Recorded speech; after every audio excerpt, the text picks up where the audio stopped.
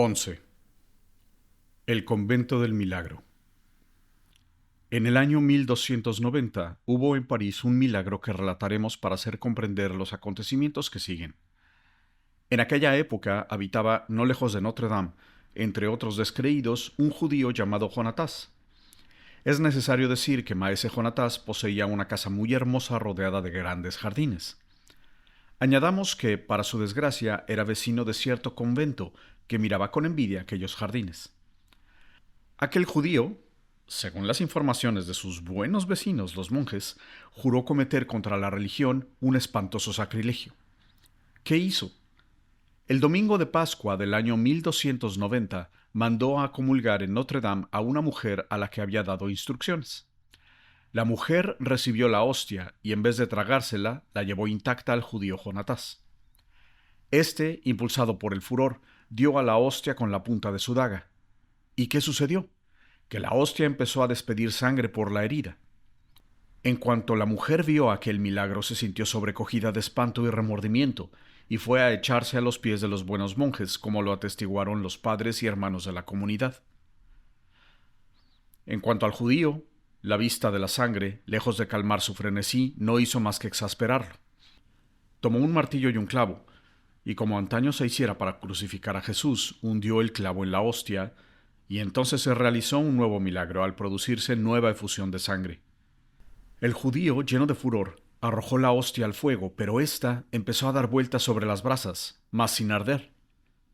Ante estas señales evidentes del poder celestial, Jonatás, no sabiendo ya cómo destruir la hostia, puso en el fuego un gran caldero lleno de agua, y cuando ésta empezó a hervir, echó dentro la hostia, pero lejos de disolverse, permaneció intacta, blanca y pura. Únicamente como de la hostia había salido sangre, el agua de la caldera se metamorfoseó en sangre hirviente. No se sabe qué nuevos sacrilegios hubiera cometido Jonatás de no haber sido detenido en aquel instante. Nunca quiso confesar sus crímenes, cosa que mostraba cuán grande era su maldad. Los monjes, indignados, lo pusieron vivo sobre un montón de leña a la cual prendieron fuego. Cuando el judío estuvo reducido a cenizas, los dignos frailes purificaron sus propiedades, anexionándolas a su convento. Para completar la expiación, un burgués llamado Regner Flaming hizo construir una capilla que se llamó la Casa de los Milagros, y aquel lugar fue conocido en adelante por Convento en que Dios fue hervido. Ignoramos si realmente el judío Jonatás tiró la hostia dentro del caldero, pero es absolutamente cierto que Jonatás fue quemado vivo, y que sus hermosos jardines pasaron a ser propiedad de los monjes. Desde el año 1290 hasta el 1572 y más tarde, tuvieron lugar en aquel sitio otros varios milagros. De vez en cuando el caldero en que había hervido la hostia convertía en sangre el agua que se echaba en él.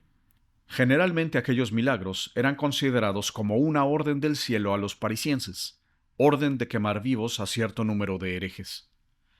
Uno de estos milagros se produjo el 17 de agosto de 1572. Era domingo y la víspera del día en que se celebró el casamiento de Enrique de Bearn con Margarita de Francia. Sobre las 5 de la tarde, y cuando había mucha gente en la calle, se abrió la puerta de pronto y aparecieron dos monjes gesticulando y gritando «¡Milagro! ¡Milagro!». Uno de los dos monjes es un antiguo conocido nuestro, el hermano Teobaldo, más gordo y majestuoso que nunca, y el otro, su inseparable hermano Lubán. Este, como se recordará sin duda, había obtenido permiso durante algún tiempo para dejar su convento e ir a servir a la hostería de la Adivinadora en calidad de mozo, pero desde aquella misma mañana había vuelto a su celda, porque en la hostería ya no era de ninguna utilidad, toda vez que allí no se reunían los amigos de Guisa. Y el reverendo prior dijo a Lubán: «Hermano, ha terminado vuestra misión laica. En vuestra larga estancia entre los filisteos ciertamente habéis ganado gloria, pero como la carne es débil, es probable que más de una vez hayáis sucumbido al demonio de la gula. En razón de la santa gloria que habéis obtenido en vuestro servicio laico en la Adivinadora, os destinamos a guardar el caldero, lo que es un inmenso honor para vos y para el hermano Teobaldo, que será vuestro acólito. Pero en penitencia de los pecados que no habréis dejado de cometer entre los filisteos, tendréis cuidado de aplicaros la disciplina todas las noches. Además, os abstendréis de carne, legumbres y vino durante 15 días. Deo gratias, murmuró Lubán inclinándose. Luego un profundo suspiro hinchó su pecho y se dijo: 15 días a pan y agua. Ah, me moriré con toda seguridad. Triste y con el alma llena de amargura, el hermano Lubán se dirigió a su celda, en donde halló al hermano Teobaldo, que, avisado sin duda, lo esperaba, y lo llevó a una sala vecina a la puerta de entrada. Aquella sala, cuya disposición era semejante a una capilla, no contenía más que algunas sillas e imágenes de santos, pero en el fondo se levantaba una especie de altar rematado por un gran crucifijo. Sobre el primero estaba colocado el famoso caldero, ordinariamente recubierto de un paño negro, pero algunas veces, cuando se admitían fieles a visitarlo, lo descubrían, y entonces se podía ver que era una marmita de cobre vulgar. De vez en cuando se echaba agua para observar si se cumplía el milagro, es decir, si se convertía en sangre. El hermano Teobaldo llevó a Lubán hasta el caldero, ante el cual se hincó de rodillas. ¿Por qué suspiráis así?, preguntó entonces. «Ah, hermano mío», contestó desesperado Lubán, «recuerdo mis comidas de la adivinadora. Me he perdido los ricos pasteles de la señora Rosa que de vez en cuando podía saborear. Ay, ¿en dónde estáis, jamones que regaba con los restos de las botellas que me dejaban? Había especialmente un cierto vino de Borgoña, dulce y capaz de reanimar a un muerto». «Hacéis mal en recordar estas cosas, hermano», dijo Teobaldo relamiéndose. «¿Qué queréis? Siento que pertenezco en cuerpo y alma al demonio de la gula. Pues es así como el reverendo prior llama a la divina felicidad de humedecerse la garganta con un buen vino después de que un manjar cargado de especias ha inflamado la garganta». El hermano Teobaldo no pudo resistir más y exclamó: «Se me hace agua la boca». «Ah, hermano, no sé qué recompensa nos estará reservada en el paraíso, pero sí sé que en este mundo el paraíso es la hostería de la adivinadora». «¿Recordáis las suculentas comidas que hicimos allí?». «Ya lo creo». «En cambio, hoy no podemos comer bien, aun cuando luchemos por conseguirlo». «¿A quién lo decís, querido hermano? Tal como me veis, he arriesgado muchas veces el ser ahorcado para acompañar a la adivinadora al duque de... Pero, Chitón, ¿por qué no estáis iniciado en estos grandes secretos?». «Entre tanto he de ayunar como un novicio. ¿Qué digo novicio? Como un condenado a galeras». Teobaldo guiñó el ojo y sonrió de un modo misterioso y elocuente. Lubán, que conocía a fondo a Teobaldo, se estremeció de esperanza. «Oh», murmuró abriendo los ojos. «¿Qué tenéis, hermano?». «Nada, nada. Habíame parecido...». «Chitón», contestó Teobaldo. «Cerrad la puerta, hermano». Lubán se apresuró a obedecer y con el corazón palpitante volvió a donde estaba su compañero. «Así pues», preguntó éste, «¿estáis condenado durante 15 días a pan y agua?». «Ay», gimió Lubán, cuya dulce esperanza se había desvanecido al observar la severa fisonomía de Teobaldo. «Creo que no lo resistiréis», continuó éste. Entonces sacó de un pequeño armario un pan negro y duro, una botella de agua turbia, y dijo con severidad: «He aquí vuestro alimento para 2 días, hermano». Lubán se cruzó de brazos y dándose puñetazos en el pecho dijo llorando: «Valdría más que de una vez me condenaran a muerte. ¿Cómo, hermano Teobaldo? Sois vos con quien he hecho tan buenas comidas el que me presenta este alimento horroroso y este líquido indigno. Ah, hermano, nunca hubiera creído que tuvierais un corazón tan duro y cuando pienso en aquellos divinos pasteles...». «Paz, hermano mío», exclamó Teobaldo con brillante mirada. «En aquellos pollos que daban vuelta en el asador, mientras gota a gota caía la delicada grasa de su cuerpo». «Hermano, ¿me estáis tentando?». «En aquellas botellas cuyo rojo líquido caía armoniosamente dentro de los vasos». Teobaldo pareció tomar una resolución heroica. Dirigió una mirada hacia la puerta y cogió la mano de Lubán. «Pues bien, hermano, suponed que levanto el paño que cubre este caldero y que de él saco...». Y hablando así, destapó, en efecto, el caldero de los milagros y hundió en él las 2 manos. «¿Y sacabais de él?», interrogó Lubán fuera de sí. «Ante todo, este pastelito dorado que viene en línea recta de la adivinadora». Lubán dio una exclamación de alegría. «Luego», continuó Teobaldo dejando las vituallas encima del altar a medida que las nombraba, «luego este pan tierno, Además, este pollo frito y las 2 botellas de vino. Además, este jamón de carne sonrosada. Y por fin, estas 4 botellas de Borgoña. Lubán había unido las manos y miraba tembloroso la aparición de las vituallas. Teobaldo, como si oficiara, iba y venía gravemente de una a otra parte del altar, y cuando las 6 botellas estuvieron colocadas en buen orden a la derecha del caldero, mientras los comestibles estaban a la izquierda, se volvió con los brazos abiertos imitando el gesto de la bendición, y con los ojos medio cerrados, la boca formando círculo y la cara alegre mirando a su compañero, el cual había caído de rodillas. Teobaldo bajó majestuosamente los 2 escalones del altar y continuó. Pues bien, hermano mío, suponed que os diga que estas apetitosas vituallas no son en realidad más que pan negro y agua clara. ¿Me creeréis? Claro, dijo Lubán. Pues bien, levantaos, comed y bebed. O si no, comamos de este pan negro y bebamos de esta agua clara contenida en estas botellas. Sé que miento, pero es en interés de la Iglesia. No os molestéis en querer comprender, hermano.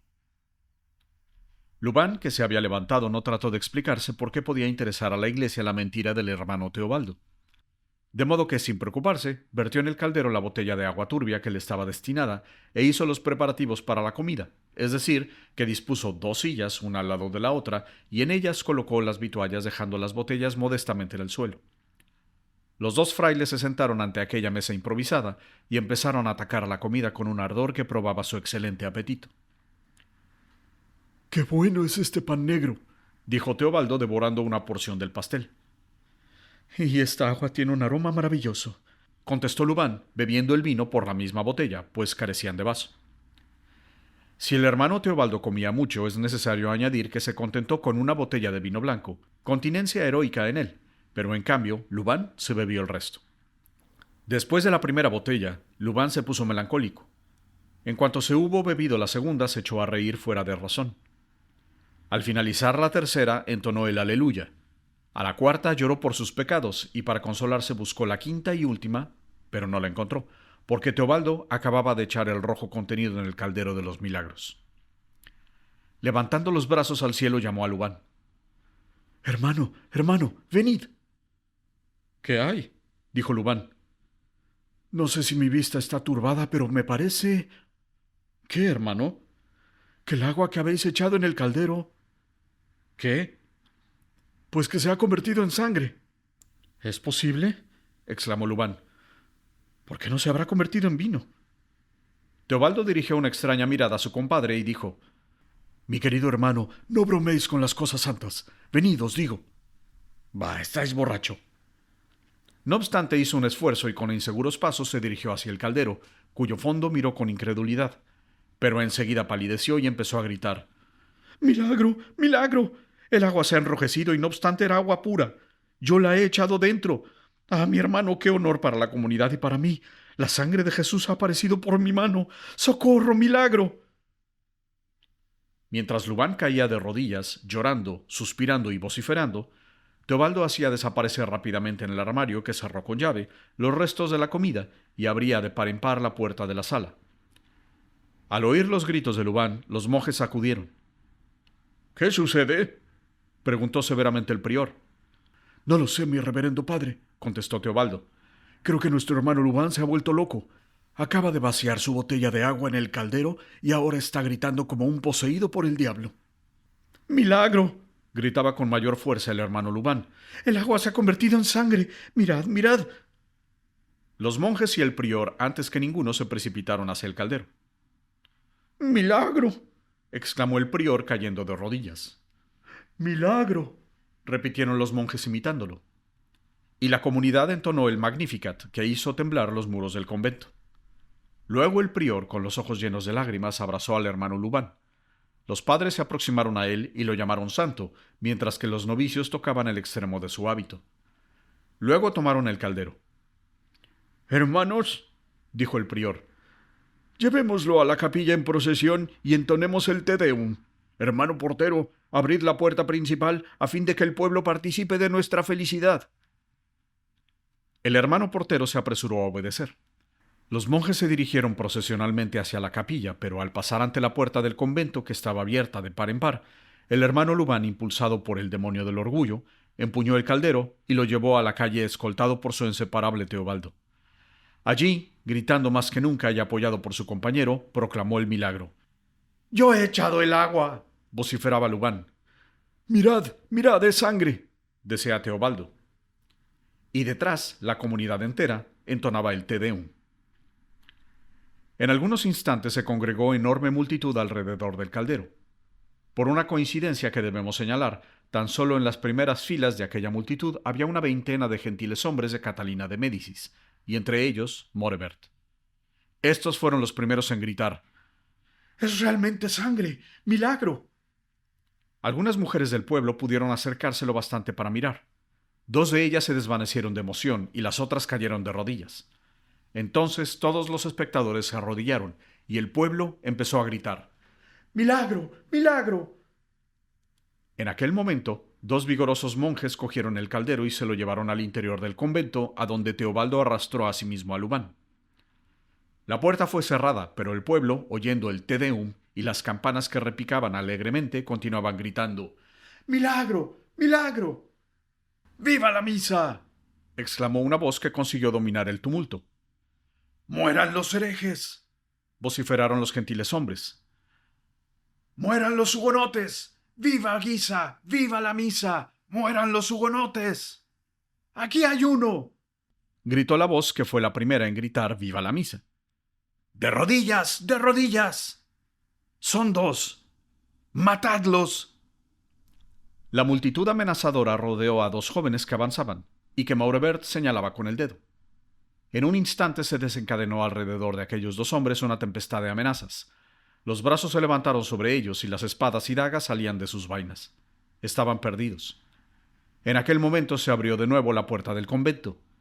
Impulsado por su borrachera, el hermano Lubán se desprendió de los monjes que trataban de retenerlo y apareció a la multitud bendiciendo, murmurando incoherentes palabras y con los ojos llenos de lágrimas.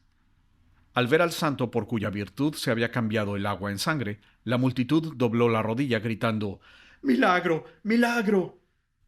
Lubán divisó entonces a los 2 gentiles hombres, que aprovechaban la libertad relativa que gozaban por un segundo para desenvainar sus espadas. Entonces nuevas lágrimas inundaron el semblante de Lubán.